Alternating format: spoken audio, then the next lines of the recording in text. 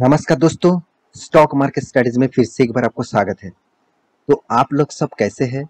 तो आज मैं बात करूंगा प्रिंस पाइप के बारे में, क्योंकि बहुत सारे दोस्तों ने कमेंट किया, सर पाइप इंडस्ट्रीज में क्या फ्यूचर बनेगा? क्या पाइप इंडस्ट्रीज में ऐसे कुछ कंपनी बता दीजिए जो अभी मिड कैप टाइप कंपनी है और फ्यूचर में वो लार्ज कैप बन सकते हैं और एक अच्छा खासा मुनाफा भी कमा दे सकते हैं। तो चलो आज मैं उसी के ऊपर बात करूंगा। तो वीडियो को पूरा देखना। आप नाम देखकर ही भाग मत जाना कि आपको लग रहा है कि इस कंपनी फ्यूचर में अच्छा खासा ग्रोइंग मोड में है। तो किस तरीके से ग्रोइंग मोड में है और किस तरीके से आपको फ्यूचर में दिखेगा, फ्यूचर बनेगा, उसी के ऊपर बात करूंगा। तो वीडियो को लास्ट तक जरूर देखिएगा। वीडियो को स्किप मत करिएगा, मैं रिक्वेस्ट करूंगा स्किप मत करिएगा, लास्ट तक जरूर देखिएगा। हाँ, अगर अगर आपको स्किप करना ही है तो पहले स्किप कर लीजिए। तो चलो देख लेते हैं आज के स्टॉक के बारे में। तो वीडियो शुरू करने से पहले मैं जरूर कहूंगा, अभी तक अपने इस चैनल को सब्सक्राइब नहीं किया तो सब्सक्राइब जरूर कर लीजिएगा। तो सबसे पहले देखिए कंपनी के वेबसाइट के ऊपर ही मैं पहले आ चुका हूँ। तो कंपनी का जो प्रोडक्ट है आप सभी जानते हैं, प्रिंस पाइप एक पीवीसी पाइप बनाने वाला कंपनी है। पीवीसी मतलब जो प्लास्टिक पाइप होते हैं जो आप अपने घर में हो, इंडस्ट्रीज में हो, लगाए जाते हैं, उसी को प्रोडक्ट को यहाँ पे बनाते हैं। साथ ही साथ कंपनी के जो प्रोडक्ट है, आप कंपनी का प्रोडक्ट आप देख सकते हैं, कंपनी कौन सा सेक्टर के ऊपर जुड़े, मतलब कौन सा सेक्टर के ऊपर कंपनी प्रोडक्ट बनाते हैं। अब प्लम्बिंग का एक्चुअली मेन बिजनेस है इसका। तो आप देख सकते हैं सावज मतलब जो सावरिंग है तो उसके ऊपर अंडरग्राउंड के भी पाइप बनाते हैं, एग्रीकल्चर के भी पाइप बनाते हैं, इंडस्ट्रियल पाइप भी बनाते हैं, वाटर स्टोरेज टैंक भी बनाते हैं। यहाँ पे देखिए केबल जो जो डॉक्यूटिंग पाइप है वो भी इस कंपनी बनाता है। तो देखिए फ्लोर ग्राउंड प्लास भी है। यहाँ पे देखिए इजी फिट यूपीवीसी भी है। यहाँ पे देखिए इजी फिट रिले भी है। साथ ही साथ यहाँ पे देखिए ग्रीन फिट भी है। तो कंपनी एक्चुअली देखा जाए तो कंपनी का बिजनेस मॉडल मुझे बहुत शानदार लगा, क्योंकि कंपनी पीवीसी इंडस्ट्रीज में पीवीसी पाइप्स और फिटिंग्स एंड टैंक्स के ऊपर कंपनी जबरदस्त काम कर रहा है। और देखिए आप कहेंगे सर ये तो लीडर नहीं है, एस्ट्रॉल तो लीडर है। मैं जरूर कहूंगा एस्ट्रॉल का मार्केट कैप भी देख लीजिए। आप उस कंपनी के ऊपर निवेश कर रहे हैं तो बिल्कुल कंपनी में कुछ खराबी नहीं है। एस्ट्रॉल नंबर वन कंपनी है और बहुत शानदार कंपनी है। मगर प्रिंस पाइप मार्केट में उतरने के बाद जब लिस्टिंग हुआ था तब में भी आपको बताया था कि इस कंपनी फ्यूचर दिखेगा। तो देखिए कंपनी किस बेसिस से काम कर रहा है, चलो उसके ऊपर मैं डिटेल्स आपको बता रहा हूँ। तो देखिए कंपनी का जो मैन्युफैक्चरिंग जो यूनिट्स है, अराउंड 7 यूनिट्स कंपनी मैन्युफैक्चरिंग है। साथ ही साथ यहाँ पे देखिए जो डिपोर्ट्स है, मतलब कंपनी प्रोडक्शन करने के बाद रखते कहाँ पे है, 8 डिपोर्ट्स है और चैनल पार्टनर्स है 1500। ये सबसे बड़ी बात है, कंपनी कितनी ज्यादा मार्केट में फैले हुए है वो सबसे बड़ी बात होते हैं कोई भी कंपनी के लिए। और भी आपको डिटेल्स जानना है तो कंपनी के आप नॉल मतलब नो मोर में जाइए और भी डिटेल्स आप चेकआउट करिए कंपनी का बिजनेस में और क्या क्या है। तो पूरा डिटेल्स यहाँ पे आपको मिल ही जाएगा। कंपनी आप यहाँ पे पूरा डिटेल्स चेकआउट कर सकते हैं। तो एक्चुअली कंपनी देखिए स्टार्ट हुआ जिस बेसिस से, कंपनी जिस तरीके से काम कर रहा है, साथ ही साथ कंपनी कौन सा स्टेट में इसका मैन्युफैक्चरिंग यूनिट्स है, कौन सा इसका स्टोरेज यूनिट है, कौन सा इसका डिपोर्ट्स है, कौन सा जगह पे इसका हेडक्वार्टर्स है, आप यहाँ पे पूरा चार्ट में आप देख सकते हैं।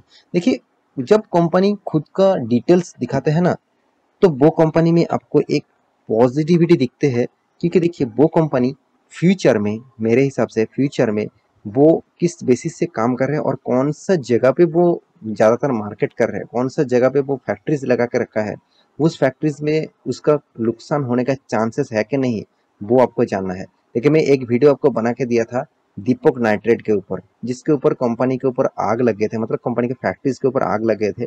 तो देखिए वो लगना मतलब कोई नेगेटिविटी नहीं है, क्योंकि केमिकल इंडस्ट्रीज में इस तरीके से चीज बहुत बार हो चुके हैं। बहुत बार केमिकल इंडस्ट्रीज के ऊपर आग लग चुके हैं। इसका मतलब ये नहीं वो लोग जिस लोकेशन में था उस लोकेशन में खराब थे, बिल्कुल नहीं।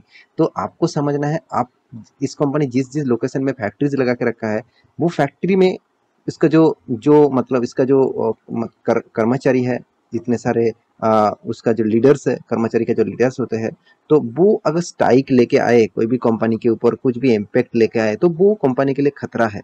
तो ये चीज सबसे ज्यादा आपको जानना है। तो देखिए इस तरीके से डेटा आपको फाइंडिंग तो आप नहीं कर सकते, उसके लिए आपको न्यूज देखना होगा, उसके लिए आपको मेरे चैनल को फॉलो करना होगा। अगर इस तरीके से कुछ कभी भी कोई भी कंपनी के ऊपर न्यूज आए तो उसके ऊपर मैं डिटेल्स वीडियो आपको बना के देता हूँ। तो देखिए ये था कंपनी का इन्फॉर्मेशन। अभी देखना है कंपनी का बाकी डिटेल्स। तो देखिए कंपनी की आप scanner.com साइट के ऊपर जाइए तो इसके ऊपर पूरा डिटेल्स आपको मिल जाएगा। कंपनी देखिए जिस फील्ड में काम कर रहा है, कंपनी 1987 से स्टार्ट हुआ था। कंपनी पीवीसी प्रोडक्ट्स के ऊपर ज्यादातर काम करता है। कंपनी का जो यहाँ पे देखिए पॉलीमर जो प्रोडक्ट है, पीपीआर है, एचडीपीई है, तो यूपीवीसी है एंड सीपीवीसी है। तो इस तरीके से कुछ प्रोडक्ट्स कंपनी बनाता है। कंपनी देखा जाए तो अच्छा खासा यहाँ पे ओएफएस के माध्यम से माल बेचे थे और अच्छा खासा यहाँ पे लिस्टिंग गेन भी देखने को मिला था। तो देखिए कंपनी का जो मार्केट का जो पोजीशन है आप देखेंगे तो कंपनी का जो प्रोडक्ट ब्रांड है यहाँ पे आप देख सकते हैं कंपनी कौन सा जगह पे इसका यहाँ पे देखिए स्ट्रक्चरल लोकेशन मैन्युफैक्चरिंग फैसिलिटी कहाँ पे है यहाँ पे देख सकते हैं। देखा जाए तो दादर में है, हरिद्वार में है, चेन्नई में, यहाँ पे देखिए कोल्हापुर में है, जयपुर में है एंड तेलंगाना में है। तो इस तरीके से कुछ जगह है जहाँ पे total 2.5 lakhs metric ton per annum यहाँ पे कंपनी मैन्युफैक्चरिंग करता है। तो कंपनी के कुछ डिटेल्स यहाँ पे दिया गया है, तो उस डिटेल्स को आप देख सकते हैं। कंपनी का जो फोकस है, कंपनी अच्छा खासा फोकस रखे है फ्यूचर में कंपनी का प्रोडक्शन का ग्रोथ कराने के लिए। तो कंपनी देखिए अभी फाइनेंशियल रिपोर्ट के बारे में बात करें तो कंपनी का टोटल मार्केट कैप जो है वो 7,000 करोड़ का है। कंपनी का पी रेशियो 28 है। इसका इंडस्ट्रीज पी रेशियो के हिसाब से कंपनी का पी रेशियो एकदम ठीक ठाक लेवल में है। कंपनी का सबसे जो चीज मुझे अच्छा लगता है वो है कंपनी का return of capital employed and return of equity. ये दोनों चीज मुझे अच्छा खासा लगने लगा है क्योंकि कंपनी का return of equity and return of capital employed दोनों ही शानदार लेवल में है। क्योंकि 27.5 इसका रिटर्न ऑफ कैपिटल एम्प्लॉयड है और रिटर्न ऑफ इक्विटी जो है वो 21.6 है। तो एक अच्छा खासा लेवल में यहाँ पे देखने को मिला। तो एनुअली जो कंपनी का इनकम है उसके हिसाब से देखा जाए तो कंपनी अराउंड 250 करोड़ का कंपनी इनकम कर रहा है। तो कंपनी का जो कर्जा है करीबन 150 करोड़ का। तो कंपनी का कर्जा है इसका मतलब आपको कौन सा चीज देखना चाहिए, मैं पहले पर आपको बता चुका हूँ। जब कोई भी कंपनी का कर्जा रहेगा आपको रिटर्न ऑफ कैपिटल एम्प्लॉयड देखना चाहिए। मतलब आपको जो रिटर्न मिल रहा है वो कैपिटल का जो मतलब जो इक्विटीज है, रिटर्न ऑफ जो कैपिटल एम्प्लॉयड जो है उसके ऊपर जो बेसिस से कंपनी का परसेंटेज हुआ है जो इस एडजस्टमेंट को लेकर वो 27 है। मतलब आपको शानदार दिखा है। अराउंड 20% के ऊपर आपको एटलीस्ट तो होना ही चाहिए। तो 27 है मतलब शानदार आपको दिखा है। तो कंपनी का डेप्थ ऑफ इक्विटी मैं जरूर कहूंगा ना के बराबर है। हाँ एक चीज आप कहेंगे सर कंपनी के हाथ में तो कुछ कैश नहीं है।